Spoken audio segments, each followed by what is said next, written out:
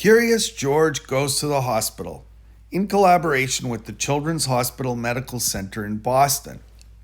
This is George. He lived with his friend, the man with the yellow hat. He was a good little monkey, but he was always so curious. Today, George was curious about the big box on the man's desk. What could be in it? George could not resist. He simply had to open it. It was full of funny little pieces of all sorts of shapes and all sorts of colors. George took one out. It looked like a big piece of candy. Maybe it was candy. Maybe he could eat it. George put the piece in his mouth, and before he knew it, he'd swallowed it.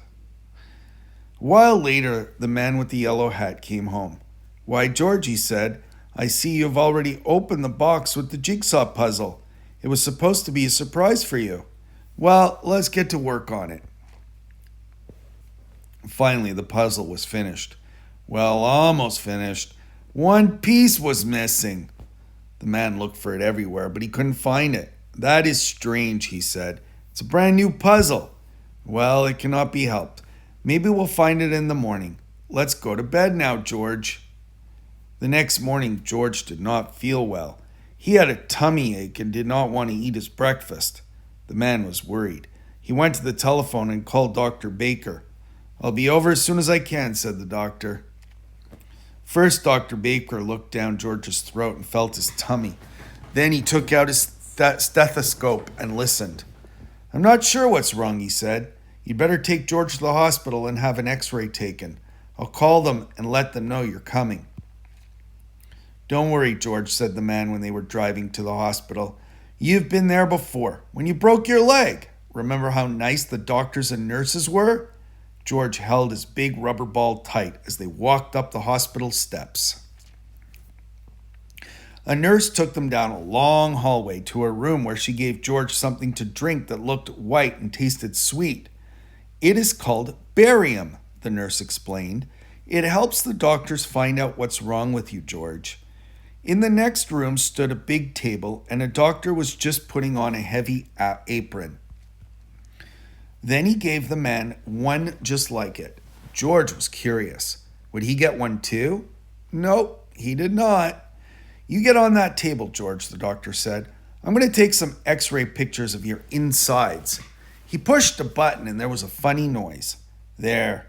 Now you may get up and we'll have the x-rays developed right away." "Now let's see. There's something there shouldn't be," said the doctor when they were looking at the x-rays. "Why, that looks like... I think that must be the piece that was missing in our jigsaw puzzle yesterday," said the man. "Well, well, well," said the doctor. "At least we know what's wrong with our little patient. I'll tell Dr. Baker right away. George will have to stay at the hospital for a few days. They'll put a tube down his throat to get the piece out. It's only a small operation. I'll call a nurse and have her take you to the admitting office." Many people were waiting outside the office. George had to wait too. "Look, Betsy," the woman next to him said to her little girl. "There is Curious George." Betsy looked up for a moment, but she did not even smile. Betsy had never been to a hospital before. She was scared. Finally, it was George's turn. A pretty young nurse took him to the next room. My, how many rooms and how many nurses were there? One nurse wrote down a lot of things about George, his name and his address and what was wrong with him. Another nurse put a bracelet around his wrist. "It has your name on it, George," she said, "so that everybody knows who you are." Then the pretty young nurse came back. "My name is Carol," she said. "I'm going to take you to your room now. We call it the children's ward and put you to bed. There'll be lots of children to keep you company." And so it was. There were a lot of children in the room. Some were up and around, others were in their beds with a doctor or a nurse looking after them. Dave was having a blood transfusion. Steve had his leg bandaged and was sitting in a go-kart. Betsy was in bed looking sad. George got the bed next to Betsy. George was glad when he was in bed at last. His tummy was hurting again. The man sat with him for a while. "Now I have to leave, George," he finally said. "I'll be back first thing in the morning before they take you to the operating room. Nurse Carol will tuck you in when it's time to sleep." Then he left. George sat there and cried. As he had promised, the man was back early next morning. The nurses were keeping George very busy. One nurse was taking his temperature, one was taking his blood pressure, one was giving him a pill to make you sleepy, George, she said, and one was getting ready to give him a shot. "It's going to hurt, George," she said, but only for a moment. She took his arm, and George let out a scream. "But the needle hasn't touched you yet," said the nurse, laughing. "There, now it's done. That wasn't so bad, was it?" "No, it really was not. And anyway, it was over now." By the time the attendant came with the stretcher to wheel him to the operating room, George was getting sleepy. He tried hard to stay awake. He was curious to see what would happen next. He could see a big table with bright lamps over it and doctors and nurses all around. They had caps on their heads and masks over their faces. Only their eyes were showing. One of the doctors winked at George and patted his head. It was Dr. Baker, who had been to the house when it had all started. He looked funny with his mask on, and then George was fast asleep. When George woke up, he did not know what had happened. He did not even know where he was. Then he saw Nurse Carol. "It's all done, George," she said. "They got the piece out. In a day or two, you'll be running around again." The man had brought him a picture book, but George felt sick and dizzy. His throat was hurting too. He was not even curious about the new book. He closed his eyes again. "We'll let him sleep," said Nurse Carol. "The more he sleeps, the better." The next morning, George felt better. He even ate a dish of ice cream. Dr. Baker came to see him, and the man, of course, came too. Betsy was watching him from time to time. She seemed a little less sad, but she still did not smile. Steve wheeled his go-kart over to George's bed. "Tomorrow I can get up and try to walk," he said. "Boy, I can hardly wait." "I'll take you to the playroom now, George," Nurse Carol said the next morning, "and in the afternoon, your friend will come and take you home." The playroom was full of children. A lady was showing Betsy how to use finger paint. There were all sorts of things to play with, even a puppet theater. And that was just the thing for George. He had 4 hands, so he could handle 4 puppets at the same time. George gave a real puppet show, with a dragon and a clown and a bear and a policeman. The children laughed and shouted. There was a TV set in the playroom and also a record player. George was curious. If he climbed on the record player and turned the switch, would it go round and round and round like a merry-go-round? It did. It started slowly, then it went faster and faster, and whoopee! George had lost his balance and was sailing through the air.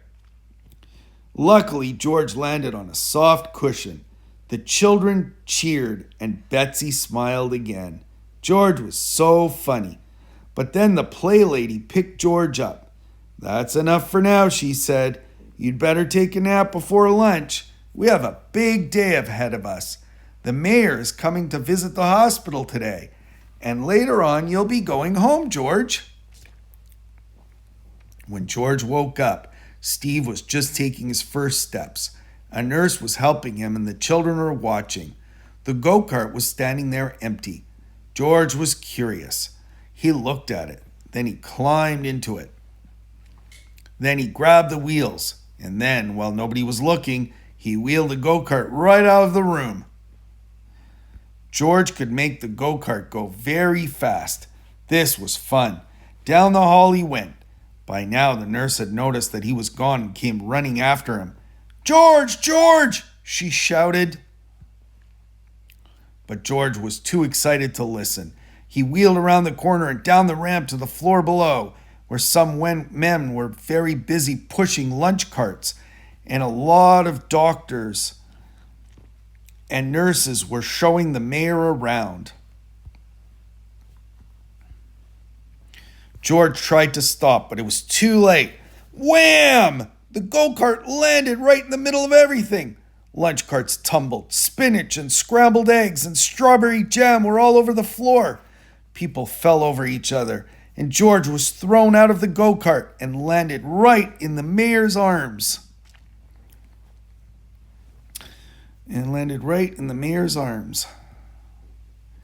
What a mess it was. You broke all my dishes, someone cried. He ruined the go-kart, complained another. What will the mayor think of it, whispered someone else. And so it went. Suddenly, everybody looked up and listened. From above came happy laughter, and there stood Betsy, laughing, laughing, laughing. Then the children joined in. Then the mayor started laughing, and finally everybody just laughed and laughed. Everybody, that is, except George. Betsy came running down the ramp, threw her arms around George, and kissed him. Don't be sad, George, she said. The whole thing was so funny. I never laughed so much in my life. I'm so glad you were in the hospital with me. Now the director of the hospital spoke. I'm sorry this happened, Mr. Mayor, he said, but I think we'll just clean up the mess and be done with it. George, he went on, you've made a terrible mess, but you also made our sad little Betsy happy again, and that is more than any of us has done. And now I see your friend has just come to take you home. So goodbye, George, and take good care of yourself. The children crowded around the windows, waving goodbye when George and the man with the yellow hat were finally leaving the hospital. As the car was turning into the driveway, Nurse Carol came running after them. Here's a little package with something that belongs to you, George, she called. But don't open it before you get home. George was curious. Well, who would not be? The moment he reached home, he ripped the paper off, tore open the box, and there was the piece of the puzzle that had caused all the trouble. How nice of the doctor to save it for us, said the man with the yellow hat. And now we can finish the puzzle. The end. Hope you enjoyed.